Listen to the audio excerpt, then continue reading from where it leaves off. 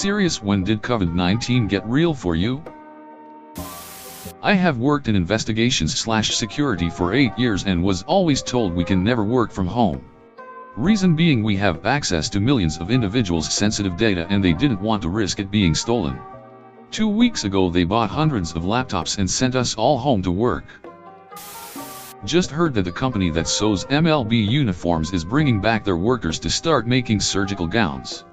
This is starting to sound like the factory conversions to war production during World War II.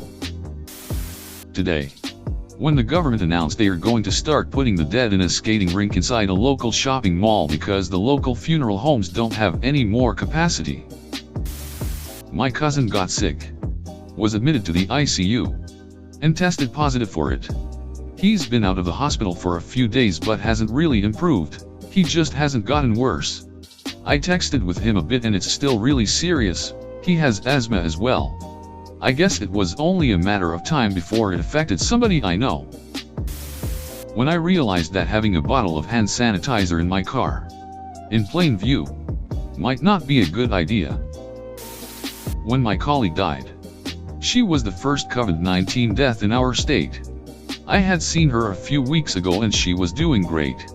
And then I received a company-wide email that she had passed. When I went grocery shopping for the first time in several days last week, and many of the shelves were completely empty. When I realized I might/should not be able to go home and see my elderly parents, one of which recently got diagnosed with cancer. When my who does not panic, stays calm in all situations, came home with a big bag of flour and rice. When my boss told me that I will be working from home for 8-12 weeks. Wednesday, March the 11th. I'm a teacher and that was the first day that we had a meeting about the extremely unlikely odds that we would miss school. By Thursday, we knew that we would be out but we figured that it would be the week after spring break. On Friday, we knew that we weren't coming back for at least 3 weeks. Now, I doubt we go back until next year. *edit. Holy shit. I go to bed, take my son to daycare, and I come home to 9K? I'm going to go through and comment as I can. Jesus. Thanks everyone. *. When colleges and K-12 schools closed. That's not a light decision and the people making those calls are very educated. I immediately knew things were about to hit the fan. When the whole country of Italy was put on lockdown. That should have been a wake-up call for the world to take it deadly serious. About a month or so ago when my hospital converted a ward into a negative pressure unit in anticipation of our first patient from one of the cruise ships. We're still changing related procedures and protocols almost daily and prepping other wards to accept patients with pending tests. Honestly, when the death toll in China surpassed SARS, I'm kind of an anxious person anyway, but infectious diseases have always scared me because there's no real control over who lives and dies. Other than my sister. My immediate family acted like I was crazy and overreacting. When I told my friend that I had been buying a little extra each grocery trip, she thought I was being ridiculous. She's a nurse and recently told me how real it is to her now. When I realized that if my mother, who is 70 but generally healthy, falls ill, I can't get to her because that would involve air travel. My first shift at the hospital after 9 days off and seeing how absolutely unprepared we were to deal with what's coming. For example, 2 nurses were allowed to come back to work after flying home from a cruise, in early March. They pulled both of them and sent them into quarantine, but not until they received a call from the cruise line that 2 passengers so far had tested positive. There was at least 2 people on our unit who were like 99% confirmed. They just hadn't been tested because neither met the criteria for testing in this state, having left the country recently or directly knowing someone who had. And now I'm in the middle of another 9-day stretch off, having had what feel like a chest cold for going on 3 or 4 days now, knowing I need to check in for a virtual health consult and wondering if they'll be footing the bill if I'm told to take 2 weeks off. When my thesis defense was forced to be live streamed from my apartment in just a single day's notice.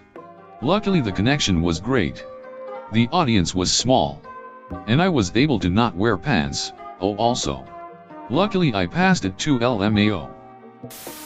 When the Chinese government were snatching people off the streets who refused to self-isolate while they were sick. That was real enough to me to know this was serious. When we were pulled in by management and told that A, all non-essential research was stopped.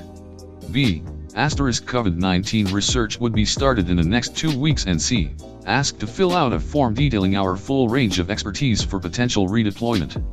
It was quite a stark wake-up call 2 weeks ago. My dad has it. I just found out today. I'm 1,700 kilometers away and I'm afraid I'm never going to see him again. When my dad told me, I won't stop you from leaving the house. But just remember, the choices that each of us make are going to affect our entire family from now on. As bored as I am in social isolation, I just can't risk my family's health. I heard from it the first time when people started dying in China. Paid more attention when people started dying closer to home. Got real when Europe went full lockdown mode. Went to steroids when I lost my job. When I found out both me and my husband are likely to get activated, National Guard, and we will have to send our 4Y/O daughter across the country to stay with family. Update. My husband went to in-processing this morning at his unit. He explained the circumstances. His contract ends next month, but they still planned on having him in process. Which, hey, whatever. If they need us, they need us. Our daughter had a fever last week, which they also knew about. She's fine now. But once my husband got there, they decided it was too much of a risk to use him in the off chance it was the coronavirus. It kinda sucks he drove out of state to his unit to immediately get sent home. But it's also a huge weight lifted from our shoulders for now. I was taking it pretty serious, but I'd say it kicked into super high gear when all sports got cancelled in like 4 days. Since then, every day the rules of life change. Oh man, back when it was only in China and we saw those ducking videos, but of course that was way too early for anyone else to believe. Mimi parents still went to Mexico and were lucky to get back unaffected. I laid awake last night unable to sleep because I realized my brother, his girlfriend, or I could be carrying the virus. We're all home because courses have gone online and with parents. Both my parents are older and one is immunocompromised. If either of them got the virus, it could kill them. I lost my job, had to move back home from another country, and I am not able to see my friends or my family.